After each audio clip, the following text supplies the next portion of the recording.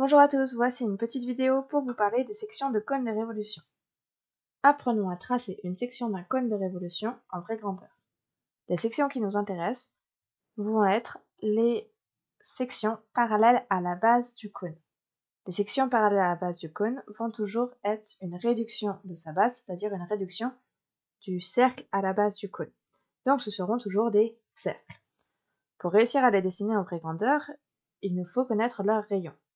Ici, pour connaître le rayon de la section passant par F, je vais avoir besoin de calculer le rapport de réduction entre la section passant par F et la base. Pour cela, il me suffit de trouver une longueur de la réduction et une longueur de notre figure initiale lui correspondant. EF est une réduction de EC, donc le rapport de réduction est égal à EF divisé par EC. EF mesure 4 cm et EC 10 cm, donc le rapport de réduction est égal à 0,4. Travaillons maintenant sur le rayon de la base et le rayon de la section.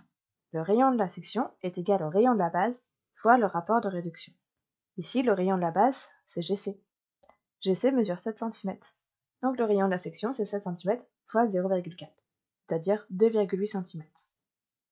Il ne nous reste donc plus qu'à tracer la section, c'est-à-dire un cercle qui a pour rayon 2,8 cm. Je peux placer le point F dessus pour bien montrer qu'il passe par F. Et j'ai dessiné ma section en vraie grandeur. J'espère que tu as tout compris. N'hésite pas à revoir la vidéo si besoin. Et à bientôt en classe.